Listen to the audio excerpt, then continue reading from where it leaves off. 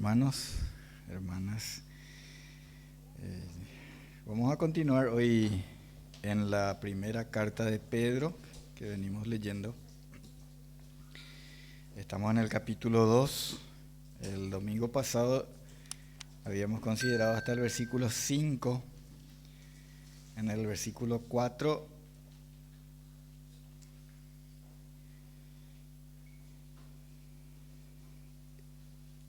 Jesucristo es la piedra viva, desechada por los hombres, pero escogida y preciosa para Dios. ¿Sí?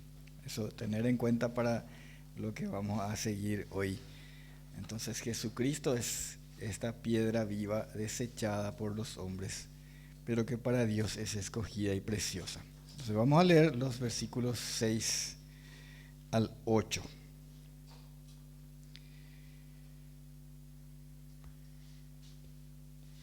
Por lo cual también contiene la Escritura: he aquí pongo en Sión la principal piedra del ángulo, escogida y preciosa, y el que creyere en él no será avergonzado. Para vosotros pues, los que creéis, él es precioso, pero para los que no creen, la piedra que los edificadores desecharon ha venido a ser la cabeza del ángulo, piedra de tropiezo y roca que hace caer. Porque tropiezan en la palabra, siendo desobedientes, a lo cual fueron también destinados. Así dice la palabra del Señor. Jesucristo es a quien Dios, el Padre, ha puesto como piedra angular. La piedra angular, la piedra del ángulo. Seguramente que aquí el ingeniero podría explicarnos mejor eso, cómo es que funcionaba, ¿verdad? Pero es el fundamento del edificio, la piedra principal. El cimiento estable es el término, me gustó este término que está en Isaías capítulo 28, versículo 16. Es el cimiento estable, o sea, el que no se va a mover, va a permanecer ahí. Y entonces sobre ese cimiento puede proseguir la construcción, ¿sí? Con la certeza, con la seguridad de que eso va a soportar la construcción, el edificio, eso va a sostener. Es decir, sobre quien se edifica y sostiene la casa, el edificio, y en quien Dios nos señala, a quien Dios nos señala y Dios nos manda, nos ordena creer, y para que por medio de él alcancemos misericordia y alcancemos la salvación. El apóstol Pedro también, en uno de sus primeros discursos registrados en el libro de los Hechos de los Apóstoles, en esta ocasión es delante de los principales sacerdotes, el concilio integrado por los fariseos, los saduceos en Jerusalén. Le estaban interrogando y intentando disuadir para que dejen de predicar en el nombre de Jesús, ¿verdad? Y encontramos ahí en medio de la respuesta que le da en Hechos capítulo 4, en medio de la respuesta que Pedro les da. Hechos capítulo 4, versículos 11 y 12, dice: este Jesús es la piedra reprobada por vosotros los edificadores, la cual ha venido a ser cabeza del ángulo. Y en ningún otro hay salvación, porque no hay otro nombre bajo el cielo dado a los hombres en que podamos ser salvos. Qué importante es, hermanos, entender el alcance de esta absoluta palabra del Señor aquí por medio de su apóstol. No hay otro nombre bajo el cielo.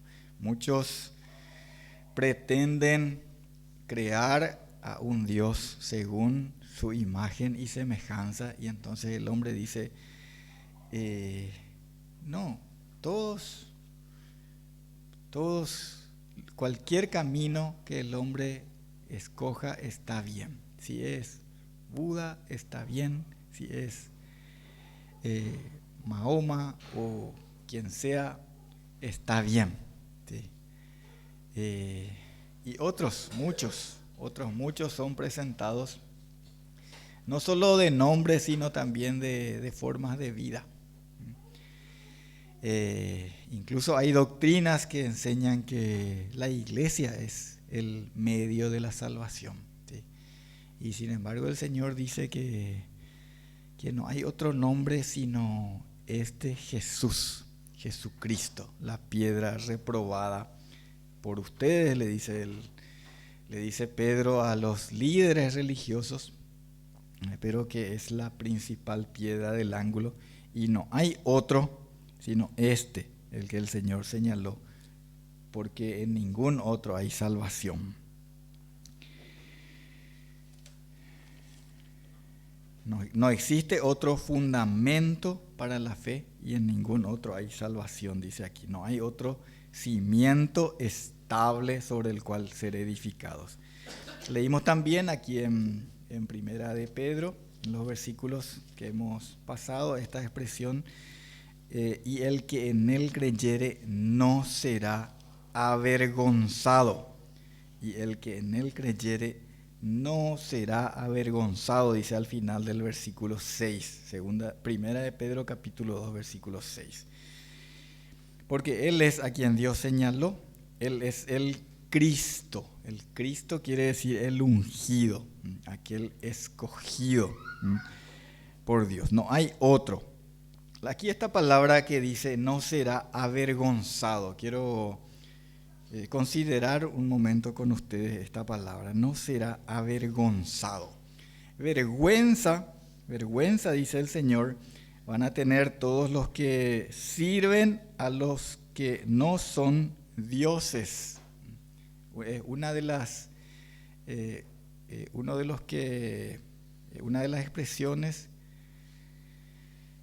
en la que encontramos este sentimiento de vergüenza que el Señor dice que van a tener. ¿Por qué estoy diciendo esto? Porque el que en Él creyere, en Jesucristo, en esta piedra angular cree, dice, no va a ser avergonzado. ¿Cuándo es que uno siente vergüenza después de haber creído o después de haber confiado en alguien? Siente vergüenza cuando aquel o aquello en lo que creía no se cumple o no cumple con su palabra. A mí me ha pasado muchas veces, seguramente que a ustedes también, ¿verdad? Cuando alguien se compromete a ir a la casa a hacer un trabajo, por ejemplo, y no se presenta, no se va, ¿verdad? Uno quedó esperándole todo el día y no se fue, ¿sí? Entonces uno... en mi caso yo suelo decirle a mi hijo, va a venir tal persona, va a venir y para arreglar eso que está averiado y después no viene, ¿verdad? Y algunas veces después mis hijos me decían, pero va a venir, ¿sí? O como decimos nosotros, pero va a venir, ¿verdad? ¿Sí? Y entonces yo ya aprendí a decirle, bueno, mi hijo, yo no puedo decirte si la persona que se comprometió va a cumplir su palabra. A mí me dijo que va a venir, ¿sí? Bueno, cuando nosotros ponemos nuestra esperanza en aquel que es fiel, porque la palabra dice de Jesucristo, fiel es el que prometió. Entonces, esa esperanza que tenemos en Él, dice también en la carta a los Romanos, es una esperanza que no nos va a dejar avergonzados. Es una esperanza que no avergüenza. El Señor dice, por ejemplo, que van a tener vergüenza. Les invito a mirar Salmo 97, 7. Y vamos a ver algunos casos nomás ¿De quiénes van a tener vergüenza? Salmo 97, 7 dice: avergüéncense todos los que sirven a las imágenes de talla, los que se glorían en los ídolos. Póstrense a Él, es decir, al Señor, a Jehová, dice en el versículo 1. Póstrense a Él todos los dioses. Entonces aquí vemos que quienes deben avergonzarse ahora, que todavía hay tiempo, quienes deben avergonzarse, todos los que sirven a las imágenes de talla, los que se glorían en los ídolos, dice el Señor, porque penosamente esa es una práctica ancestral del hombre. Desde los comienzos de su vida, el hombre desobedeció al Señor, que es espíritu. Y aun cuando Él se reveló al hombre, después le dice al hombre: no viste ninguna imagen, ¿verdad? No viste nada, ninguna forma de hombre, ni de animal, ni nada, ya cuando yo te hablé. Entonces le prohíbe al hombre formar alguna imagen de talla o pintura, piedra pintada, dice en la Reina Valera. Ninguna pintura, nada. Esos tienen que avergonzarse, dice el Señor. Un día, si no se avergüenzan, hoy un día se van a turbar y se van a avergonzar. El día de alboroto y de angustia. Les invito a mirar en Isaías capítulo 2, versículo 17 hasta el 21. Isaías capítulo 2,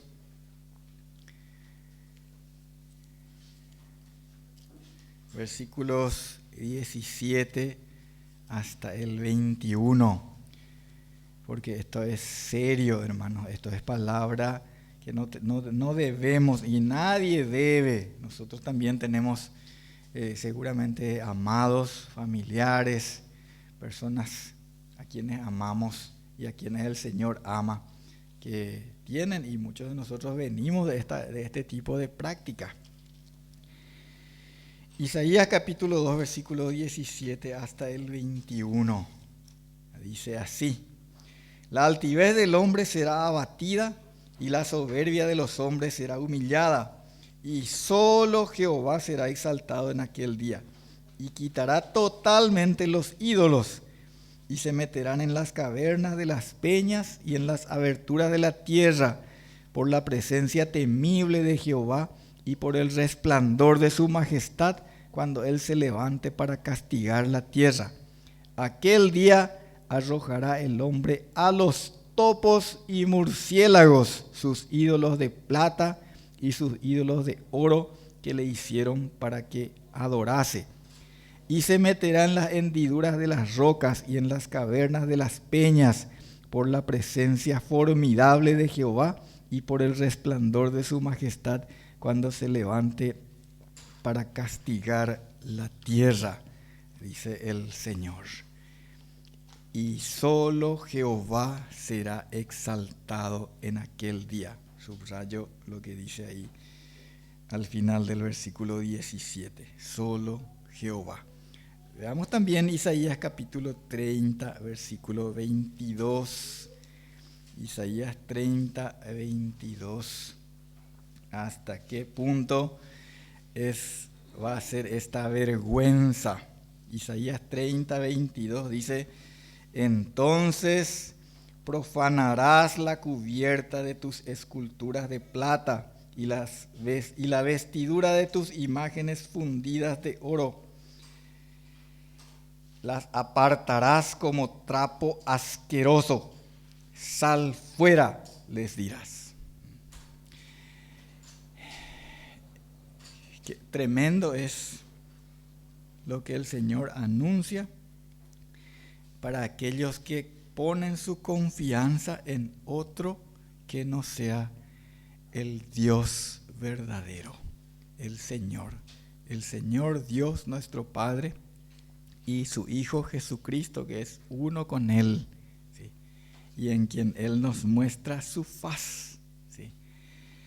Su rostro, hasta qué punto se van a avergonzar. Entonces, por eso es tan necesario que hoy todo aquel que no sirve solo a Jesucristo se avergüence y comience a confiar en la piedra angular, este cimiento estable que los hombres rechazan y que viene a ser una de dos cosas para los hombres. Es la principal piedra del ángulo, escogida, preciosa, y el que en él creyere no será avergonzado.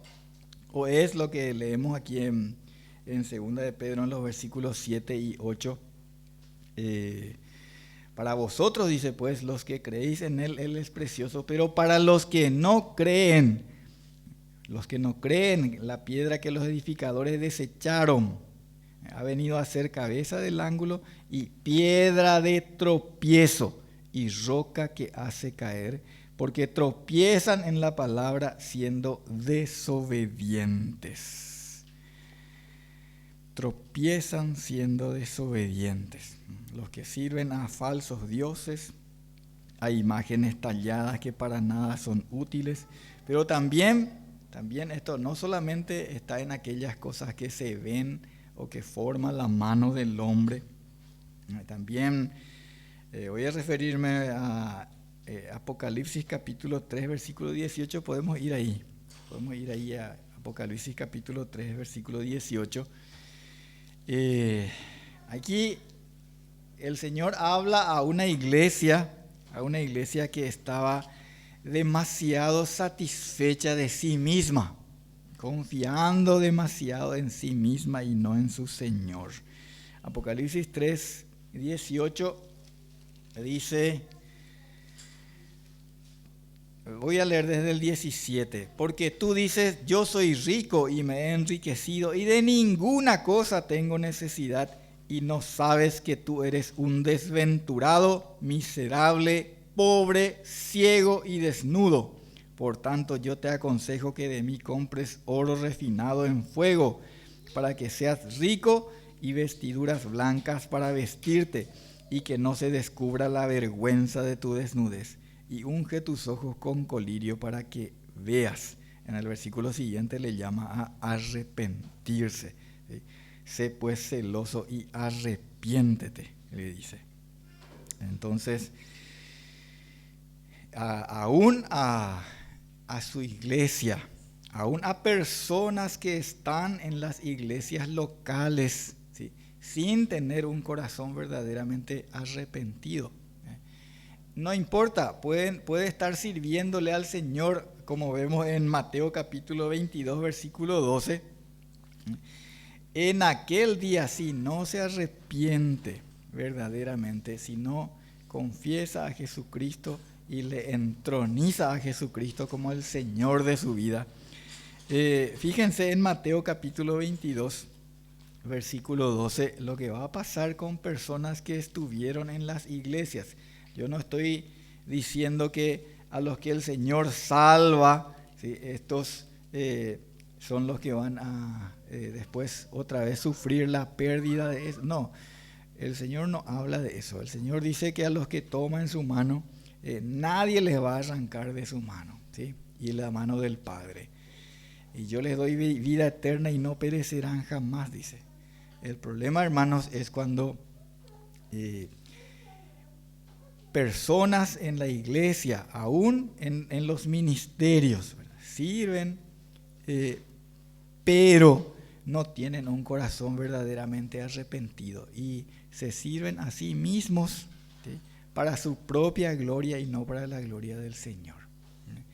Confiando en sí mismos, en lo que está haciendo, así como esto que vamos a leer acá, en que yo prediqué, yo hice, yo eché fuera demonios, etcétera, etcétera, ¿sí?, y no en la obra del Señor Jesucristo, que perdonó mis pecados y me levantó de mi miseria, ¿sí?, me sacó de la oscuridad para llevarme a su luz admirable. Mateo 22, 12 dice: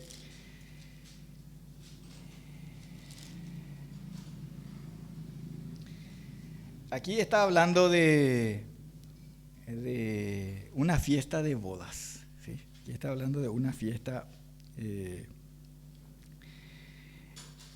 en la que los invitados al banquete están y de repente sucede esto que leemos aquí, versículo 11.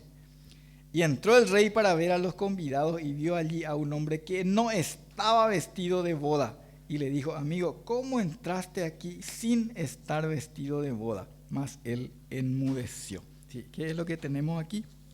Aquí tenemos a una persona que está en su propia justicia y no en la justicia de Cristo. En la carta a los Filipenses, para que esto quede más claro, aunque no vamos a leer, ahora voy a hacer la mención.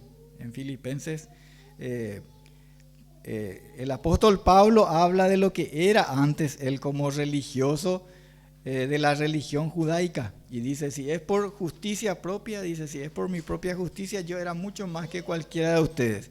Fariseo, entrenado, educado con Gamaliel, cumplidor de la ley y todo eso, perseguidor de la iglesia, por tanto sé lo que yo tenía de mi religión.